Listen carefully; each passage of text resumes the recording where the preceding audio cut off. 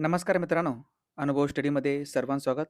5 मे 2026चे जेवढेही महत्त्वाचे चालू घडामोडीचे 10 प्रश्न आहेत, हे प्रश्न आपण बुलेट रॅपिड फायर या चालू घडामोडीच्या लेक्चरमध्ये बघूयात. रोज सकाळी 6 वाजता आपला हा व्हिडिओ आपण बघत असतो. तुम्ही जर नवीन असाल तर चॅनलला सबस्क्राईब करा. तुमच्या मित्रापर्यंत लिंक शेअर करा. जर व्हिडिओ आवडला तर व्हिडिओला शेवटी लाईक जरूर करा. बघूयात आपण अत्यंत महत्त्वाचे 10 प्रश्न. तत्पूर्वी मागच्या लेक्चरमध्ये जो शेवटचा प्रश्न विचारलं होतं, त्याचं उत्तर अगोदर जाणून घेऊयात आपण. नुकतेच लंडन क्लायमेट कॉन्क्लेव्हमध्ये खालीलपैकी कोणाला ग्लोबल ग्रीन आयकॉनने सन्मानित करण्यात आलेलं आहे? ग्लोबल ग्रीन आयकॉन या पुरस्काराने सन्मानित करण्यात आला आहे. संतोष कुमार यांना. अगदी छान पद्धतीने सर्वांनी उत्तर दिलं, त्याबद्दल धन्यवाद. बघूयात अत्यंत महत्त्वाचे आजचे 10 प्रश्न. पहिला प्रश्न, भारतातील कोणत्या राज्यात भारताचे पहिले एकात्मिक बासमती सेंद्रिय प्रशिक्षण सह प्रात्यक्षिक शेत उभारले जाणार आहे? ओके, हे भारतातील पहिलं असल्यामुळं अत्यंत महत्त्वाचं आहे. ज्याला India to build okay first basmati and organic farming म्हणतो आपण. हे उभारण्यात येणार आहे कुठं? उत्तर प्रदेशमधील पिलीभीत या ठिकाणी. पर्याय क्रमांक 1. ओके, दोन्ही सेम ऑप्शन झाले, काही हरकत नाही. ओके, उत्तर प्रदेशमधील कुठं? तर हे पिलीभीत या ठिकाणी. पिलीभीत. पिलीभीत नावाचा एक प्रोजेक्ट टायगर पण आहे, एक व्याघ्र प्रकल्प देखील आहे उत्तर प्रदेश राज्यामध्ये. तांदूळ IMP लक्षात ठेवा. हे 7 एकरमध्ये एवढं मोठं हे प्रात्यक्षिक जो आहे, तो शेत उभारला जाणार आहे. फार्मिंग, ऑर्गॅनिक फार्मिंग आपण त्याला म्हणतो. सेंद्रिय शेत उभारलं जाणार आहे ॲपेडाच्या माध्यमातून. ओके, उत्तर प्रदेशची राजधानी काय असेल? लखनौ ही उत्तर प्रदेशची राजधानी आहे. योगी आदित्यनाथ हे उत्तर प्रदेश सध्याचे वेळेला मुख्यमंत्री आहेत, लक्षात ठेवा. योगी आदित्यनाथ मुख्यमंत्री आहेत आणि आनंदीबेन पटेल हे कोण होतं? राज्यपाल आहेत उत्तर प्रदेशमध्ये. उत्तर प्रदेशमध्ये एकच राष्ट्रीय उद्यान येतो, तो म्हणजेच दुधवा. दुधवा हे एकच राष्ट्रीय उद्यान उत्तर प्रदेश या राज्यामध्ये आहे आणि बासमती जो काही तांदूळ आहे, या बासमती तांदळाला GI टॅग देखील भेटलेला आहे. लक्षात ठेवा, खूप महत्त्वाचं हे तांदूळ आहे.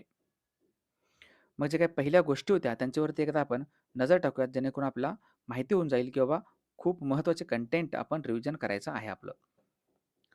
नुकतेच आर्मी मार्शल आर्ट्स रूटीन म्हणजेच अमर जो कोर्स आहे, हा अमर कोर्स पूर्ण करणाऱ्या पहिल्या महिला अधिकारी या कोण बनलेल्या असतील? त्यांचं नाव आहे दीक्षा त्रिपाठी. नुकतेच भारताचा पहिला कोळसा वायूकरण आधारित अमोनियम नायट्रेट कोणत्या राज्यात उभा जाणार आहे? हे आहे ओडिसा राज्यामध्ये. नुकतेच समान विकास सुनिश्चित करण्यासाठी कोणत्या राज्यात प्रथमच जात आधारित सामाजिक आर्थिक सर्वेक्षण केले जाणार आहे? राज्य आहे पंजाब. भगवंत मान हे मुख्यमंत्री आहेत पंजाबचे. मायक्रोसॉफ्ट या कंपनीने एप्रिल 2026 मध्ये कोणत्या विद्यापीठात आपले पहिले समर्पित AI कौशल्य केंद्र स्थापन करणार आहे? तर ते आहे चंदीगडमध्ये. चंदीगड ही पंजाबची राजधानी आहे. नुकतेच अवघ्या 14 दिवसामध्ये सायकल चालवून एव्हरेस्ट बेस कॅम्प गाठणारी पहिली भारतीय महिला कोण ठरली असतील? त्यांचं नाव आहे दिव्या सिंग सावा. नुकतेच कोणत्या राज्यात भारतातील पहिले स्वदेशी बनावटीच्या 500 मेगावॅट क्षमतेच्या प्रोटोटाइप फास्ट ब्रेडर रिॲक्टर, ज्याला आपण PFBR म्हणतो आपण, ह्याचे 6 एप्रिल 2026 रोजी स्थापन करण्यात आले. कोणत्या राज्यामध्ये? तर ते राज्य आहे तामिळनाडू. नुकत्याच कोणत्या ठिकाणी भारतातील पहिल्या AI चालित पॉड टॅक्सीची पायाभरणी करण्यात आली? पॉड टॅक्सी कुठं? तर आपल्या मुंबईमध्ये पॉड टॅक्सी. त्यानंतर नुकत्याच मिसेस इंटरनॅशनल वर्ल्ड क्लासिक 2026चा मुकुट जिंकणाऱ्या पहिल्या भारतीय कोण असतील? त्यांचं नाव आहे गीतांजली ओम प्रकाश. नुकत्याच ₹1 ट्रिलियन रुपयांचा टप्पा ओलांडणारी पहिली भारतीय फास्ट मूव्हिंग कन्झ्युमर गुड्स म्हणजे FMCG कंपनी कोणती बनली आहे? ही आहे अमूल कंपनी. लक्षात ठेवा, IMP आहे. आणि नुकतेच कोणत्या देशाने जगातील पहिले 10G सेवा लॉन्च केला आहे? ही आहे UAE, संयुक्त अरब अमिरात. UAE. चला पुढचा दुसरा प्रश्न महत्त्वाचं. नुकत्याच भारतातील F1 अधिकृत कार्यक्रमासाठी, ज्याला आपण फॉर्म्युला 1 म्हणतो आपण, जी रेस असते कार रेस थोडक्यात, F1 ही जी काही स्पर्धा आहे ती कार रेसची समिती लक्षात ठेवा. आणि कोणाची ब्रँड अँबॅसेडर म्हणून नियुक्ती केली आहे? नुकतंच F1 साठीचं भारतामध्ये ब्रँड अँबॅसेडर कोण आहेत? हे आहेत श्रेयस अय्यर. पर्याय क्रमांक 2. श्रेयस अय्यर लक्षात ठेवा, IMP आहे. मग जे काही नुकत्याच ब्रँड अँबॅसेडर बनले आहेत तर कोणत्या ठिकाणचे किंवा वेगवेगळ्या कंपनीचे, त्यांच्यावरती एकदा आपण रिव्हिजन करूयात. पहिला भीम ॲप्लिकेशनचा ब्रँड अँबॅसेडर बनले तर महेंद्रसिंग धोनी. भीम ॲप्लिकेशनचे महेंद्रसिंग धोनी ब्रँड अँबॅसेडर आहेत, लक्षात ठेवा. त्यानंतर आहे दुसरा, सिटी युनियन बँकेचे ब्रँड अँबॅसेडर बनले होते नुकतंच Ravindra Jadeja. City union bank Ravindra Jadeja. तिसरा आहे T20 वर्ल्ड कपचा 2026चा ब्रँड अँबॅसेडर रोहित शर्मा. रोहित शर्मा. त्यानंतर आहे पहिल्या दिल्ली खेल महाकुंभचा राजदूत आहे शिखर धवन. पहिला दिल्ली खेल महाकुंभचा राजदूत शिखर धवन. लक्षात ठेवा. भारतातील F1 अधिकृत कार्यक्रमासाठी ब्रँड अँबॅसेडर आता सांगितलेलं आहे श्रेयस अय्यर. यमाहा म्युझिक इंडियाचा ब्रँड अँबॅसेडर आहे ए आर रहमान. त्यानंतर जिंदाल स्टील कंपनीचा पहिला ब्रँड अँबॅसेडर येतं रणवीर सिंग. 1-8चे ब्रँड अँबॅसेडर येतं 1-8 कंपनीचे ब्रँड अँबॅसेडर स्मृती मंधाना. इन्फोसिस कंपनीने आपले जागतिक ब्रँड अँबॅसेडर पहिल्यांदा घोषित केलं आहे कार्लोस अल्काराज याला. आणि महाराष्ट्र रस्ता सुरक्षा जो सप्ताह आहे किंवा रस्ता सुरक्षा जो अभियान आहे याचे ब्रँड अँबॅसेडर येतं रितेश देशमुख. आणि जनगणना 2027चे ब्रँड अँबॅसेडर येतं सुदर्शन पटनाईक. सुदर्शन पटनाईक हे सगळे ब्रँड अँबॅसेडर लक्षात ठेवा. खूप खूप महत्त्वाचं आहे. रिव्हिजन करा. कंटिन्यूपणे रिव्हिजन करत राहिलं तर तो आपला प्रश्न चुकणार नाही. एकही प्रश्न चुकणार नाही. पुढचं तिसरा प्रश्न. नुकत्याच कोणत्या देशाने शून्य उत्सर्जनासह वीज निर्माण करू शकणाऱ्या जगातील पहिल्या कोळसा इंधन सेलचे अनावरण केलेलं आहे? ओके. हे झिरो कार्बन जो आहे याचं एमिशन होईल किंवा शून्य उत्सर्जन होईल साधारणतः असं कोळसा इंधन सेलचं अनावरण करण्यात आलं आहे चीन. पर्याय क्रमांक 3. चीनची राजधानी काय असेल? चीन या देशाची राजधानी बीजिंग बीजिंग आहे. आणि क्षी जिनपिंग जे आहेत क्षी जिनपिंग हे चीनचे आहेत प्रमुख. सध्याला चीनची भिंत आहे ही भिंत ही चीनचं राष्ट्रीय स्मारक पण आहे आणि संपूर्ण जगातील सर्वाधिक लांबीची भिंत पण चीनचीच आहे. चीनची भिंत आपण त्याला म्हणतो झिरो उत्सर्जनासह. आणि भारताचं कार्बन नेट झिरोचं टार्गेट काय असेल? भारत सरकार कोणत्या वर्षापर्यंत कार्बन नेट झिरो बनणार आहे? तरी वर्ष आहेत 2027. 2027 लक्षात ठेवा. कार्बन संज्ञा येतात सी. आणि दगडी कोळसा जो आहे किंवा तो कोळसा इंधन म्हणजे दगडी कोळसा आहे हे महाराष्ट्रामध्ये बघितलं आपण दगडी कोळसा तो गोंडवाना या कालखंडातील खडकामध्ये सापडतो. गोंडवाना खडक याच्यामध्ये सापडतो महाराष्ट्रामध्ये दगडी कोळसा. आणि दगडी कोळशाचा वापर कुठे केला जातो? याचा वापर करून आपण बनवतो औष्णिक वीज केंद्र जो संपूर्ण महाराष्ट्रामध्ये भरपूर ठिकाणी आहेत. औष्णिक ऊर्जा आपण निर्माण करतो दगडी कोळसा. लक्षात ठेवा. पुढचा चौथा प्रश्न. नुकतेच गुंतवणूकदारांना आकर्षित करण्यासाठी सोयीस्कर किंवा बनावट भूतकाळातील कामगिरीचा डेटा वापर करण्यापासून रोखण्यासाठी कोणत्या संस्थेने एक पोर्टल एक उपक्रम लॉन्च केले? त्याचं नाव आहे परवाह. ओके. PARVVA. परवा हे उपक्रम लॉन्च केले आणि हे कुणाचं असेल? हे आहे सेबीचं. पर्याय क्रमांक 4. Security exchange board of India आपण त्याला म्हणतो सेबी. सेबीची स्थापना झाली होती 1988 मध्ये. सेबीची स्थापना 1988 आहे आणि सेबीला 1992 मध्ये काय करण्यात आलं? वैधानिक दर्जा देण्यात आला. सेबीला वैधानिक दर्जा देण्यात आला 1992 मध्ये. आणि 1988 मध्ये सेबीची स्थापना आहे. लक्षात ठेवा. IMP आहे security exchange board of India. आणि ह्या सेबीचे हेडक्वार्टर कुठं असेल? मुख्यालय हे आहे मुंबईला. सेबीचे मुख्यालय मुंबईला येतं. वैधानिक दर्जा भेटला 1992 मध्ये. 88 स्थापना आहे. तुहिन कांत पांडे सध्या सेबीचे अध्यक्ष आहेत. सध्याचा हेडला तुहिन कांत पांडे हे सेबीचे अध्यक्ष आहेत. लक्षात ठेवा. आणि माधवीपुरी बुच हे सेबीचे पहिली महिला अध्यक्षा देखील राहिले आहेत. Security exchange board of India. समजतं. BSEचं हेडक्वार्टर कुठं असेल? तर आपण बॉम्बे स्टॉक एक्सचेंज म्हणतो आपण. याचं मुख्यालय मुंबई या ठिकाणी आहे. आणि RBI सगळ्यांना माहितीच आहे मुंबई याच ठिकाणी आहे. गुंतवणूक सल्लागार संशोधन विश्लेषक आणि रिथमेटिक ट्रेडिंग प्रदात्यांच्या मागील कामगिरीच्या दाव्यांची पडताळणी करण्याच्या उद्देशाने सेबीने past risk and return verification agency ज्याचा फुलफॉर्म आहे परवाचं. लक्षात ठेवा. कधी विचारलं तर फुलफॉर्म पण माहिती पाहिजे. Past risk and return verification agency परवा कार्यक्रम जो आहे तो कार्यान्वित केलेला आहे. 4 मे 2026 पासून पूर्णपणे कार्यरत असलेली ही संस्था आहे. महत्त्वाचं. पुढचा पाचवा प्रश्न. नुकतेच कोणाला भारतातील नद्यांच्या काठावरील लुप्तप्राय इंडियन स्किमर माशांच्या संरक्षणासाठी केलेल्या प्रयत्नांची दखल घेऊन 2026चा व्हिटली पुरस्कार प्रदान करण्यात आलेला आहे? ओके. हे व्हिटली पुरस्कार प्रदान करण्यात आलं. खूप महत्त्वाचं. त्याला ग्रीन ऑस्कर असंही म्हटलं जातं. ओके. ग्रीन ऑस्कर असे म्हटलं तर व्हिटली पुरस्काराला. आणि व्हिटली पुरस्कार देण्यात आले कोणाला? परवीन शेख यांना. भारतीय व्यक्ती आहेत परवीन शेख. पर्याय क्रमांक 2. परवीन शेख. लक्षात ठेवा. यांची जो काही एक एक एक एक मासा आहे साधारणतः की इंडियन स्किमर मासा म्हणतो आपण. याच्या संरक्षणासाठी त्यांनी हा काय केलंय, त्यांना हा पुरस्कार देण्यात आलेला आहे. हा एक माशांचं संरक्षण आहे, म्हणजेच मासा खाणारा एक पक्षी आहे. इंडियन स्किमर म्हणतो आपण. इथं दाखवतो, हे आहे इंडियन स्किमर. इंडियन स्किमर या पक्ष्यांच्या संरक्षणासाठी त्यांना हा पुरस्कार देण्यात आलेला आहे. मग जे पुरस्कार आहेत महत्त्वाचे, त्यांच्यावरती एक नजर आपण टाकूयात, जेणेकरून रिव्हिजन आपलं खूप छान पद्धतीनं होऊन जाईल. ओके. महत्त्वाचे पुरस्कार 2026 पहिला आहे BSE. ओके. BSEला एक पुरस्कार भेटले, त्याचं नाव आहे आशियाई सर्वोत्तम नियोक्ता ब्रँड पुरस्कार 2026. आशियाई सर्वोत्तम नियोक्ता ब्रँड पुरस्कार 2026 भेटले बॉम्बे स्टॉक एक्सचेंजला.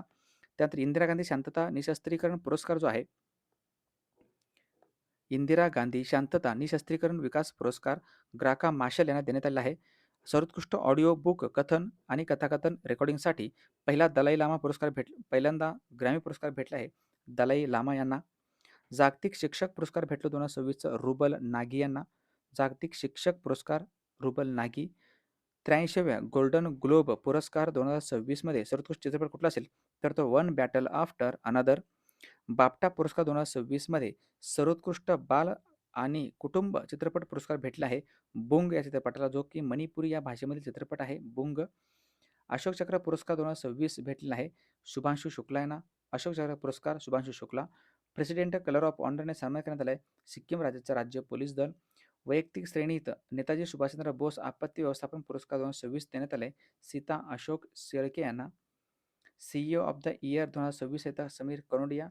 इस्रायल देशाचा स्पीकर ऑफ द नेसेट 2026 पुरस्कार भेटला आहे नरेंद्र मोदी यांना. आणि भूविज्ञानातील क्रॉफर्ड पुरस्कार 2026 देण्यात आले वीरभद्रन रामनाथन यांना. ओके. चला नक्की करा. आता चॅनलला आपला सबस्क्राईब करा आणि त्या आपलं टेलिग्राम चॅनल आहे, टेलिग्राम चॅनल पण नक्की जॉईन करा. इंस्टाग्राम आहे, त्याला पण तुम्ही फॉलो करू शकता. आणि जे आपलं चालू घडामोडीचं एप्रिल महिन्याचा जो ईबुक आहे, एप्रिल महिन्याचं पण आहे आणि जानेवारी, फेब्रुवारी, मार्च 3 महिन्याचं पण ईबुक आहे. ज्यांना कोणाला कुठली PDF पाहिजे असेल तर तुम्ही या QR कोडला स्कॅन करून पैसे पाठवू शकता. ओके. ₹20 अगदी नाममात्र फी आहे. ₹20 एप्रिलची आणि ₹20 मार्चची. जानेवारी, फेब्रुवारी, मार्च 3 महिन्याचं ₹20. कोणाला कुठल्याही PDF पाहिजे असेल तर WhatsAppला ह्या नंबरला मेसेज करायचं आहे. पुढचा 6वा प्रश्न. नुकतेच कर्मचारी भविष्य निर्वाह निधी संघटना, आपण EPFO म्हणतो आपण. ओके. कर्मचारी भविष्य निर्वाह निधी संघटना जुन्या EPF खात्यांची ओळख मागोवा घेणे, युनिव्हर्सल अकाउंट नंबर जोडणे आणि सक्रिय करणे सुलभ करण्यासाठी कोणत्या समर्पित डिजिटल प्लॅटफॉर्म काय करण्यात आले, लॉन्च करण्यात आलेलं आहे. हे डिजिटल प्लॅटफॉर्म सुरू करण्यात आले EPFOच्या खातेधारकांसाठी. लक्षात ठेवा, त्यांचं व्यवस्थापन करण्यासाठी. त्याचं नाव आहे ई प्राप्ती पोर्टल पर्याय क्रमांक 3. ई प्राप्ती पोर्टल बघून घ्या. कर्मचारी भविष्य निधी संघटना EPFOद्वारे EPF खाते व्यवस्थापनासाठी ई प्राप्ती पोर्टल सुरू करणार आहे IMP. ई प्राप्ती पोर्टल येत आहे.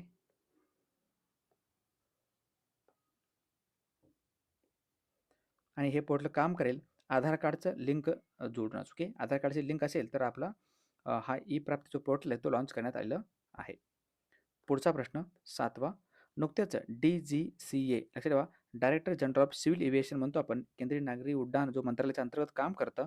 DGCAने मंजुरी दिलेल्या स्काय हॉप या भारतातील पहिली व्यावसायिक सी प्लेन एअरलाईनचा पहिला टप्पा कुठे सुरू होणार आहे? याचं सी प्लेनचं एअरलाईनचं पहिला टप्पा सुरू होणार आहे कुठं? लक्षद्वीप या ठिकाणी पर्याय क्रमांक 1. लक्षद्वीप याची राजधानी काय असेल? कवरत्ती. लक्षद्वीपची राजधानी कवरत्ती आहे. लक्षद्वीप हे कुठे येतं? हे येतं अरबी समुद्रामध्ये. अरबी समुद्रामध्ये लक्षद्वीप येतो आणि बंगालच्या उपसागरामध्ये अंदमान व निकोबार आहे. अच्छा. लक्षद्वीपमध्ये एकच बेट आहे. मग एकच बेट आहे लक्षद्वीपमध्ये. कोणत्या ठिकाणी आहे? सॉरी, बेटं भरपूर येतं परंतु एकच विमानतळ आहे असं मला म्हणायचं होतं. लक्षद्वीपमध्ये एकाच ठिकाणी विमानतळ आहे. कोणत्या ठिकाणी विमानतळ आहे? तर ते आहे अगाती. या ठिकाणी अगाती बेटावरती एकच विमानतळ आहे. पहिली व्यावसायिक सी प्लेन एअरलाईनचा पहिला टप्पा सुरू करण्यात आले.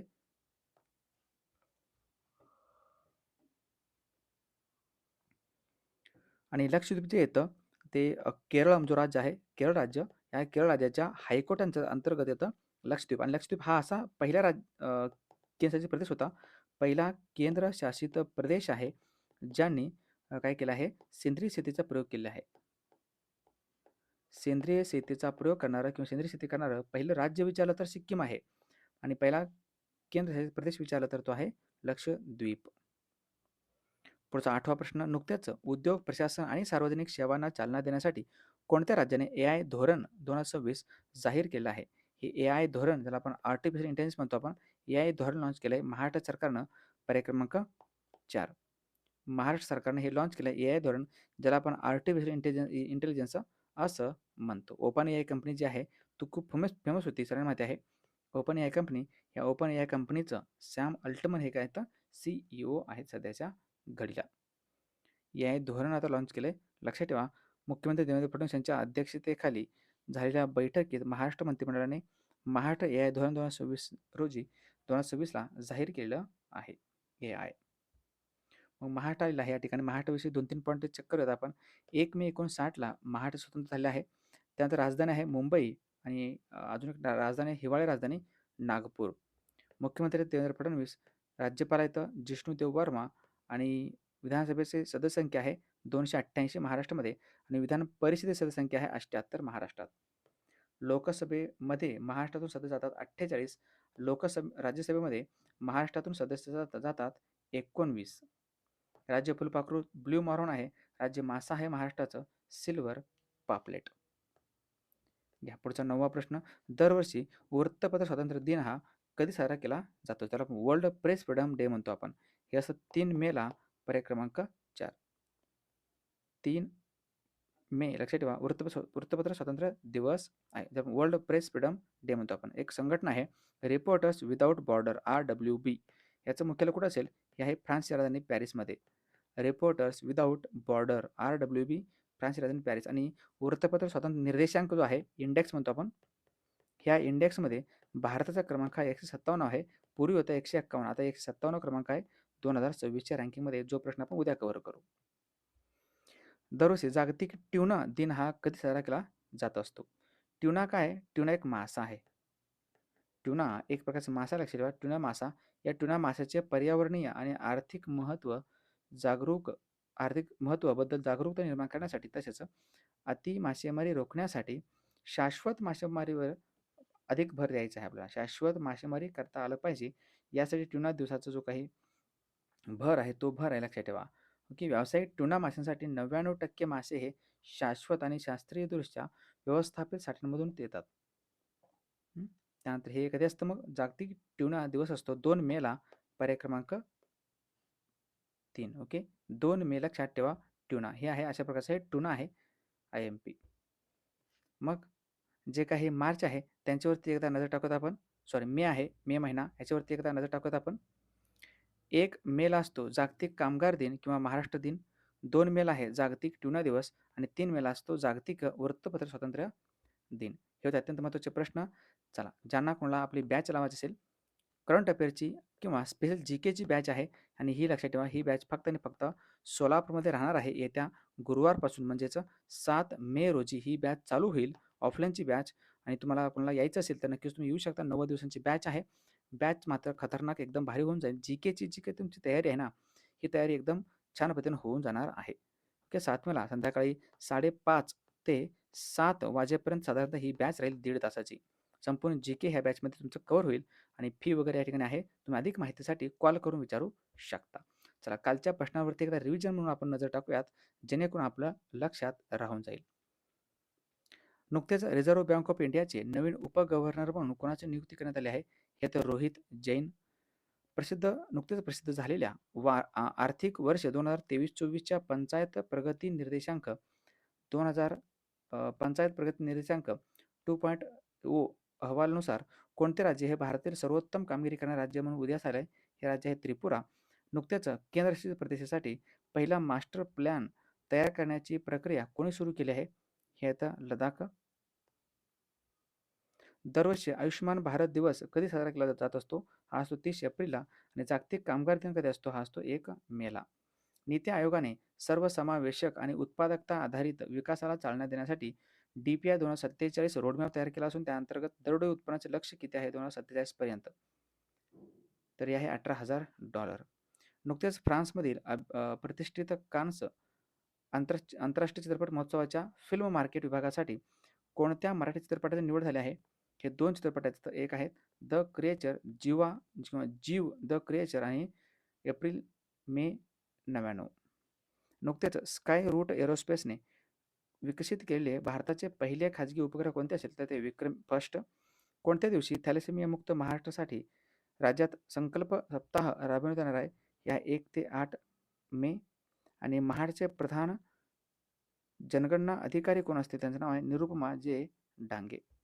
चला, या प्रश्नाचं उत्तर सर्वांनी कमेंट बॉक्समध्ये द्यायचं आहे. भारतातील पहिले पेट्रोग्लिफ संवर्धन उद्यान कोणत्या राज्यात विकसित केले जाणार आहे? हे पेट्रोग्लिफ म्हणजेच काय? दगडाच्या वरती रेषा वाढतात बघा, दगडावरती नकाशा वगैरे आहेत, त्याचं हे पेट्रोग्लिफ आहे, IMP. चला, आता आपण थांबूयात. लाईक करा, शेअर करा तुमच्या मित्रापर्यंत, सबस्क्राईब करा आपल्या या चॅनलला. जे बाकी आपलं अनुभूतीचं ॲप आहे, ॲप इन्स्टॉल करा.